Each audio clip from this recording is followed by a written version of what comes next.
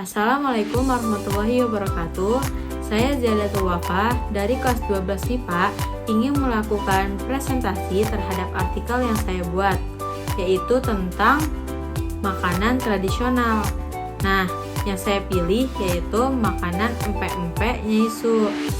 Sebelum kita membahas tentang perencanaan, sistem produksi, strategi promosi, dan evaluasi pengembangan, lebih baik kita mengenal dulu empek-empek itu dari mana sih?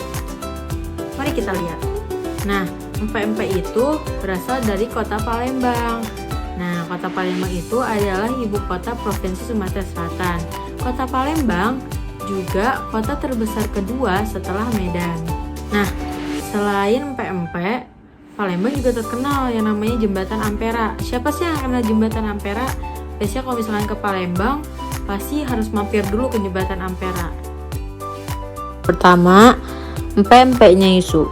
Empek-empek adalah salah satu makanan tradisional Palembang yang terbuat dari sagu dan ikan yang disajikan dengan kuah hitam yang dalam bahasa Palembang biasa disebut cuko.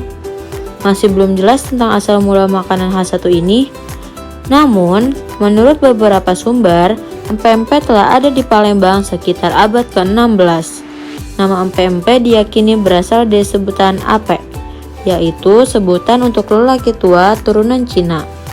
Karena pada saat itu adalah masuknya perantauan Cina ke Palembang. Empek-empek warung Nyai Su berdiri pada tahun 1989 di Palembang. Nyai Su memulai berjualan empek-empek menggunakan gerobak keliling selama 10 tahun. Kemudian beralih berjualan di rumah karena harus mengurus anaknya yang terkena penyakit sehingga harus dirawat di rumah. Pada tahun 1999, Nyai Su mengembangkan usahanya dengan menyewa ruko yang berisi hanya 2 orang pegawai saja. Kemudian karena cita rasa yang nikmat, warung Nyai Su terus berkembang hingga sekarang. Kita masuk ke dalam sistem produksi. Dalam proses penyajian, empek-empek disajikan dengan saus hitam yang disebut cuko. Cuko yang dibuat di warung Nyai Su agak berbeda dengan cuko lainnya, karena memiliki tambahan bahan yang tidak semua penjual empek-empek gunakan, yaitu terbuat dari tambahan kecap, air yang dimasak, kemudian ditambahkan bahan lainnya seperti gula merah, udang ebi, cabai rawit bubuk, bawang putih, dan garam. Pada awalnya, cuko dibuat dengan rasa pedas, karena difungsikan sebagai penambah nafsu makan oleh masyarakat Palembang. Namun, seiring dengan perkembangan, cuko juga dibuat dengan rasa manis agar dapat mencukupi selera para penikmatnya. Karena menggunakan saus cuko, empek-empek juga bisa ditambahkan dengan irisan mentimun dan mie kuning sebagai bahan pelengkap saat disantap. Seperti yang kita tahu, bahwa empek-empek itu banyak macamnya.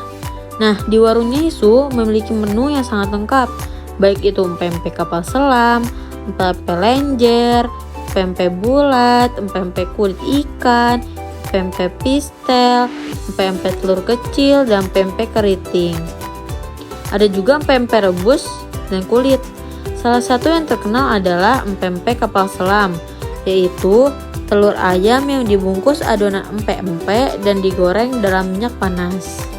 Jenis lainnya pun patut untuk dicoba. Setiap jenis empek-empek memiliki cita rasa khas. Adalah salah satu mengapa kok bisa warung empek-empek Nyai Su itu berkembang pesat, yaitu pada warung empek-empek Nyai Su ini tidak pernah sepi pengunjung, karena Nyai Su sendiri asli dari Palembang yang sudah berjualan hampir 30 tahun. Sehingga olahan dan bahan empek-empek yang Nyai Su buat tidak perlu diragukan lagi kualitas dan rasanya. Selain itu, warung Nyai Su juga menggunakan strategi promosi yang sangat menarik, yaitu baik melalui sosial media maupun spanduk, sehingga siapapun yang akan melihatnya akan tertarik. Apalagi harga yang disajikan oleh Nyai Su yaitu harga yang aman di kantong. Nah, warung Nyai Su akan berencana untuk membuka cabang di daerah Bandung, Jakarta, Bogor, dan akan menjadikan usahanya ini sebagai makanan tradisional yang mendunia. Sekian presentasi artikel saya. Kurang dan lebihnya mohon maaf. Billahi taufiq wal hidayah. Wassalamualaikum warahmatullahi wabarakatuh.